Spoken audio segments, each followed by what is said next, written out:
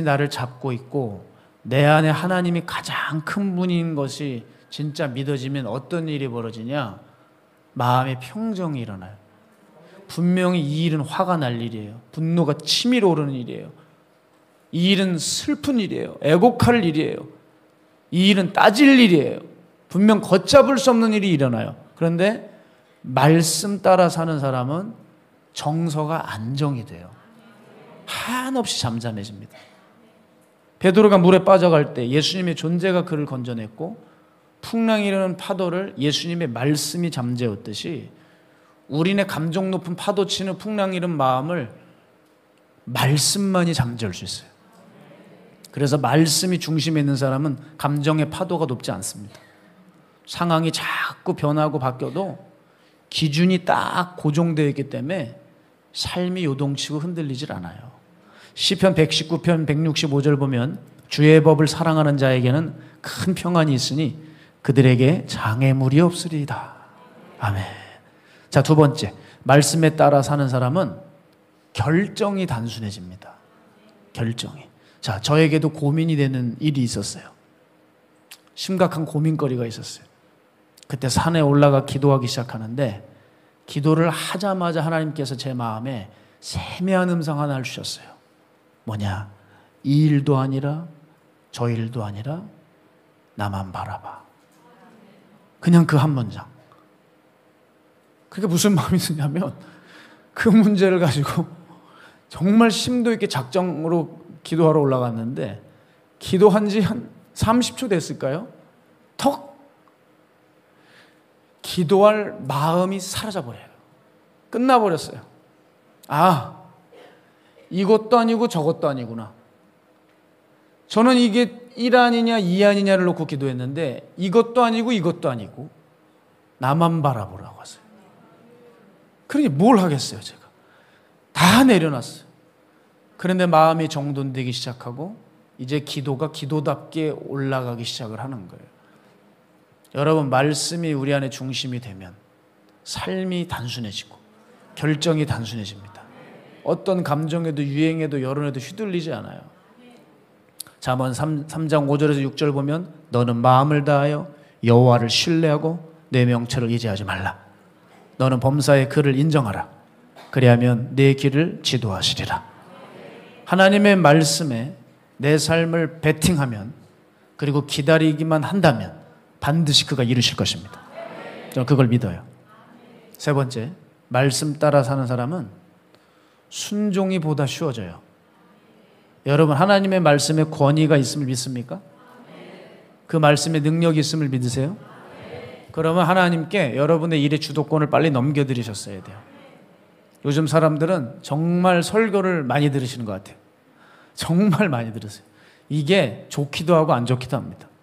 하지만 한 가지 말씀드리고 싶은 건 많이 듣는 것보다 중요한 건 들은 말씀을 삶에서 순종하고 적용하는 훈련을 많이 하셔야 돼요.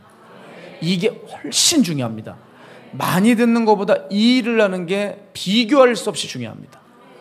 그런데 사람들 안에 문제가 뭔지 아세요? 수없이 설교를 들으면 말씀이 쌓여도 삶이 바뀌지를 않아요.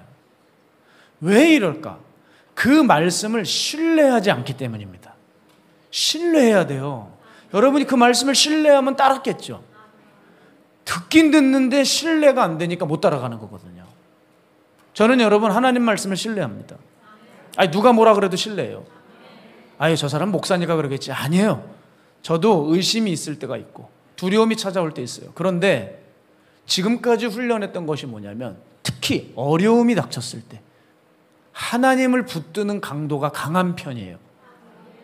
그건 제가 자라오는 환경이 그랬어요.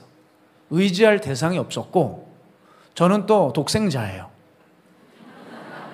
형제가 없어요. 혼잣말을 하고 벽에서 긁으면서 혼잣말을 그렇게 많이 했어요. 어렸을 때. 아무도 없어요. 외로운 시간을 많이 보냈어요. 믿을 건 하나님밖에 없어요. 이런 삶을, 이런 어떤 성장 배경이 있다 보니까 하나님을 붙드는 강도가 훨씬 강한 것 같아요. 그래서 믿음의 실험을 제가 나름대로 해왔고 참 놀라운 건 하나님께서 그 믿음대로 해결해 주셨어요. 저는 오래 말할 수 없는 문제가 있었지만 결국 믿음으로 해결받았어요. 제가 간증하는 날이 올 거예요. 그리고 앞으로 있을 일도 저는 이 믿음으로 해결할 생각입니다. 한 가지 분명히 말씀드릴 건 이거예요. 정말 믿으니까 돼요. 저는 종교 사기꾼이 아닙니다. 제가 나름대로 테스트한 것을 전하고 제가 살지 못한 그 주제는 여러분께 말씀을 못 드리는 사람이에요. 그런데 제가 분명히 이 부분은 말씀드릴 수 있어요. 그 하나님의 말씀을 정말 철통같이 믿으면 그분이 알아서 하세요.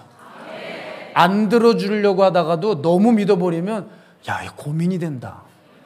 하나님이 저놈이 너무 믿어 나를. 야, 이거 나 이번에 그냥 지나가려고 그랬는데 들어줄 수밖에 없네. 이러면서 들어주시는 저는 그 하나님을 만났어요. 여러분 그 하나님을 경험하셔야 된다니까요. 야고보서 1장 22절 보면 너희는 말씀을 행하는 자가 되고 듣기만 하여 자신을 속이는 자가 되지 마라. 물론 여러분 하나님을 경험하고 응답받는 삶은 때로는 인내가 요구될 때가 있습니다. 사람들은 즉각적인 응답을 원하죠. 그런데 하나님은 지체시킬 때가 있고요. 사람들은 뭔가 신앙을 통해 흥미거리가 주어져야지 믿습니다. 그런데 우리가 믿어도 조금도 내 감각을 건드리지 못하는 많은 시간들이 지나가야 될 때가 있지요. 응답이 오긴 오지만 이게 또 듣고 싶은 말이 아닌 거예요. 야, 이런 응답은 나도 하겠다. 이런 생각이 들고 너무 원론적인 얘기를 하시다 보니까 우리 주님이 말수가 적으세요. 너무 그렇게 공을 들였는데 응답은 너무 짧잖아요. 참아라. 아니 누가 몰라 참는 거? 참아라. 용서해라. 네가 품으면 안 되겠니? 뭐 이런 거 있잖아요. 아니 내가 기도를 왜 했지? 이런 생각이 있잖아요.